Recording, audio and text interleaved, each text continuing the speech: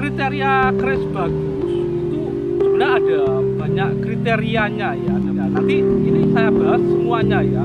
Ada 14 kriteria ya.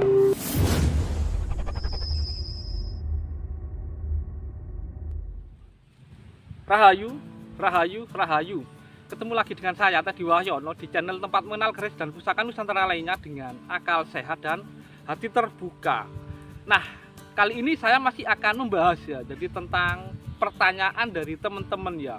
Jadi masih banyak yang menanyakan ya, Mas, kira-kira menurut Mas keris saya ini bagus apa tidak gitu ya. Nah, sebenarnya untuk keris yang bagus itu seperti apa sih?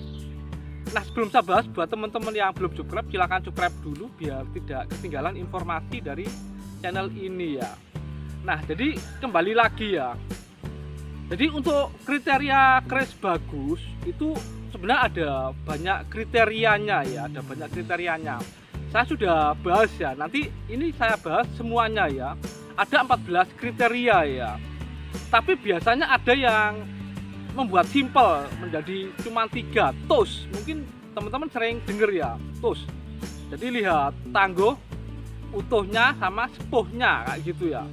Itu nggak masalah. Dari sekian banyak diambil 3. Bahkan ada juga yang ekstrem cuma ambil 1. Yang penting sepuh gitu ya. Yang penting sepuh. Ada lagi yang fanatik, misalnya temuan, misalnya harus temuan. Jadi macam-macam ya. Kalau saya pribadi, jadi sebenarnya itu yang penting saya suka ya, dan bagus, terlihat bagus dan terlihat menyenangkan ya. Bahkan beberapa keris saya itu adalah keris Kamardikan ya. Salah satunya adalah ini, mungkin teman-teman sering lihat ya. Nah, ini yang sering ditanyakan teman-teman ya. Jadi ini Kamardikan, tapi ini salah satu keris Kamardikan kesukaan saya. Ada juga beberapa yang lain, salah satunya yang Udan Mas Tiban itu juga baru ya. Itu saya pesen khusus, yang itu saya pesen sendiri kayak gitu ya.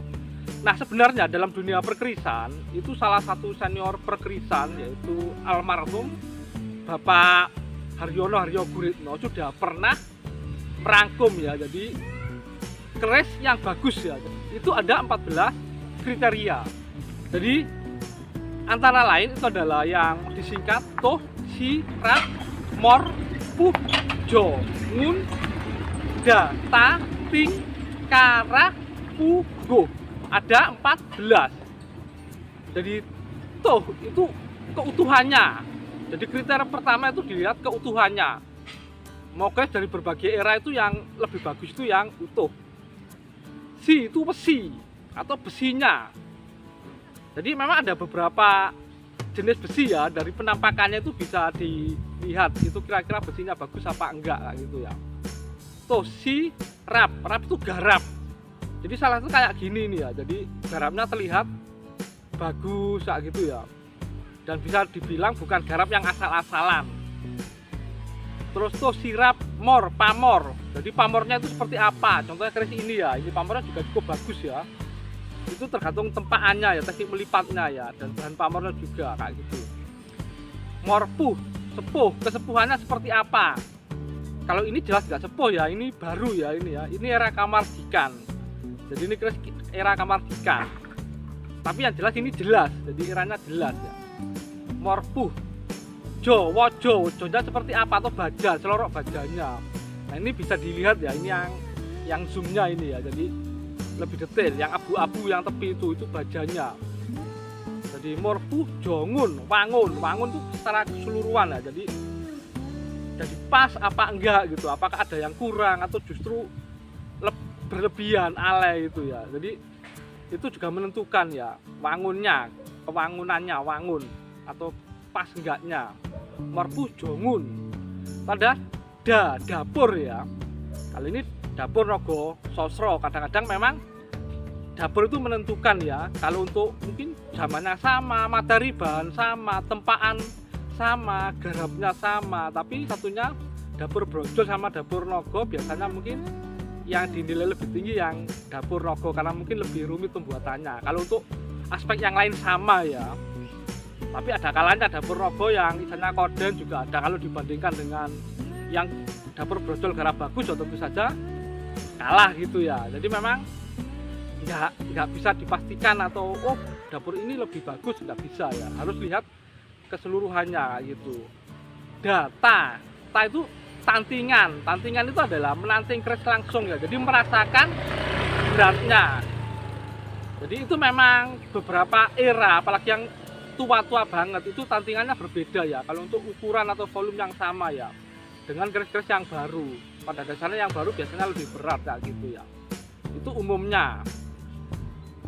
Ting itu adalah tintingan, tes jenting. Jadi ketika diambil dari besinya ya dipegang, ini diting.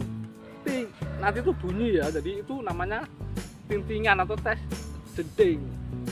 Nah, setelah tingka atau langka tidaknya.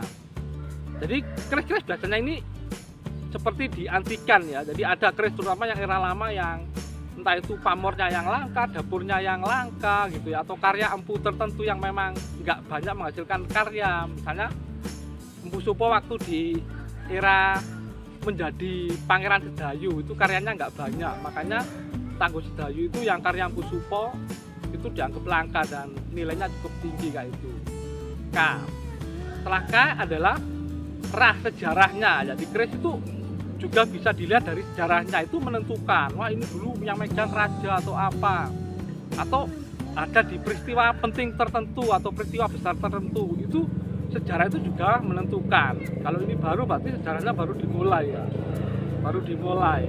belum ada sejarahnya kayak gitu. Nah, empu itu adalah empu yang membuat, jadi buatan empu tertentu itu konon dianggap lebih bagus.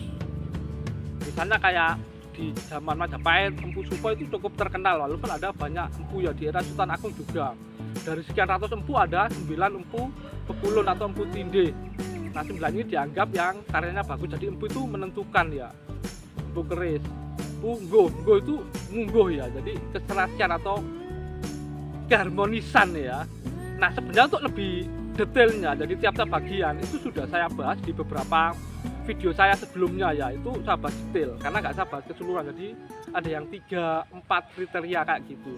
Jadi sekali lagi, jadi untuk keris yang bagus itu sebenarnya tergantung teman-teman sih. Jadi teman-teman sukanya keris yang seperti apa kayak gitu. Yang jelas ada 14 itu ya, kalau semuanya itu memenuhi bisa dibilang itu keris yang sangat-sangat bagus, super, dan nilainya sangat tinggi kalau 14 kriteria itu masuk gitu loh.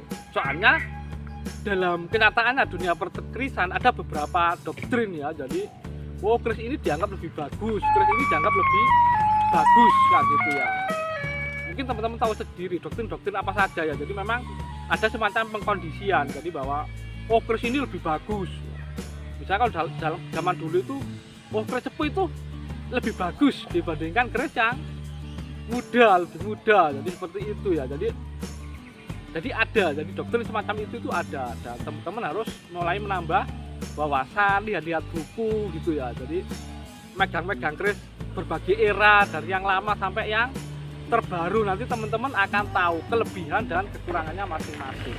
Nah mungkin itu saja dari saya, semoga bermanfaat dan jangan lupa untuk like dan subscribe-nya.